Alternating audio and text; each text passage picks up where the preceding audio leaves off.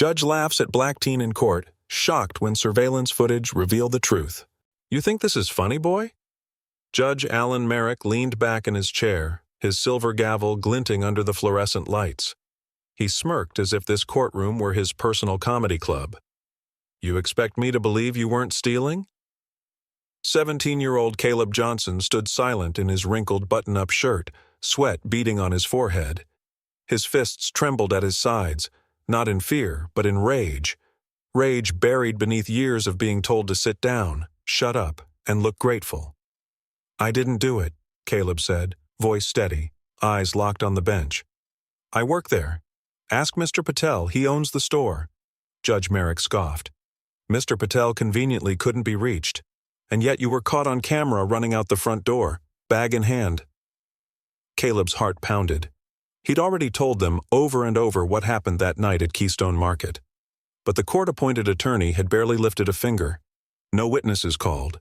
No proper review of the footage. Just a tired white man in a suit too big for his ethics, telling Caleb to plead out. Lucky for you, the judge continued, flipping through his papers. I'm feeling merciful today. 2 years probation, no jail time.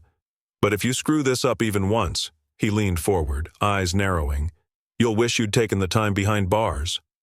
Laughter scattered across the courtroom, from the prosecutor's table, from 2 security guards in the back, even from the gallery, where a middle-aged man in a pressed shirt whispered to his wife, another one trying to play the race card. Caleb stood there, paralyzed. Rage choked his throat, shame boiled in his chest, and somewhere, deep in his mind, a vow settled like a brick. They won't get away with this. 3 weeks passed. Caleb worked double shifts bagging groceries, saving every cent. He skipped meals, avoided friends.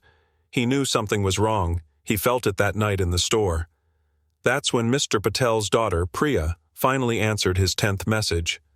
I'm sorry, she said, eyes darting nervously during their secret meeting in the alley behind the market. My dad told me to stay quiet, said it wasn't safe.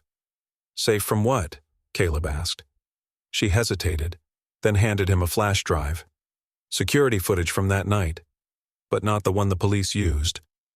Her voice dropped. That one was edited. Caleb stared at her. Why would they? My dad's business has been under pressure. City zoning, fines, random inspections, all from Councilman Monroe's office. He told my dad to make it go away. Said a quiet accusation was better than losing his liquor license. Caleb's throat went dry. Monroe? That's Judge Merrick's brother-in-law. She nodded. With help from a local activist named Isaiah and a pro bono civil rights lawyer named Terrence Holloway, Caleb filed for an emergency hearing. Judge Merrick refused to reopen the case, so Terrence did the only thing that could work in a system stacked against them. He went public. The courtroom was packed the morning of the emergency appeal. Cameras lined the aisles, news vans outside, reporters tweeting every word. A different judge presided this time, Judge Rosalind Hayes, sharp-eyed and no-nonsense. Mr. Holloway, proceed, she said. Terrence stood, calm and confident. Your Honor, we have surveillance footage from the night in question, footage that was deliberately suppressed. He turned to the screen. The lights dimmed. Caleb's heart thudded as the footage rolled. There he was, restocking the cereal aisle, wearing his name badge. Timestamp confirmed. 9:03 p.m.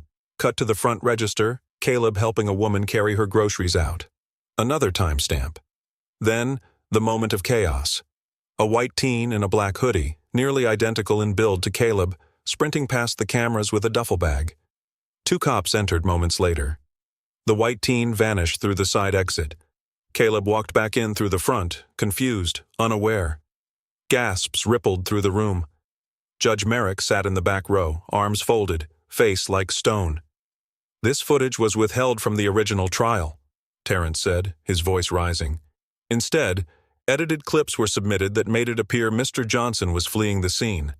Councilman Monroe pressured the store owner to cooperate in a scheme to frame this young man, and Judge Merrick presided over the case, despite the clear conflict of interest. Judge Hayes turned to the prosecutor. Your office approved the original plea, the man stammered. We were told the evidence was complete. Hayes narrowed her eyes. Told by whom? Before he could answer, a door burst open at the side of the courtroom. "Get your hands off me!" It was Mr. Patel, flanked by 2 federal investigators. "This man has agreed to cooperate with a federal investigation," one agent announced. "We have wiretaps and emails from Councilman Monroe's office. A conspiracy to target black youth through fraudulent charges and forced plea deals." Chaos erupted. Judge Merrick bolted up from his seat, but 2 more agents appeared, hands on their holsters. "Sit down, Your Honor," one of them barked. The gavel slammed. "Order!" Judge Hayes yelled. "I am vacating the conviction against Mr. Johnson, effective immediately."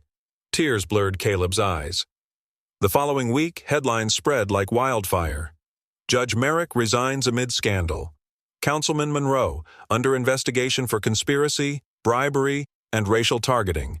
Teen framed for theft, cleared after hidden footage exposes corruption. Caleb didn't smile when the cameras asked him to.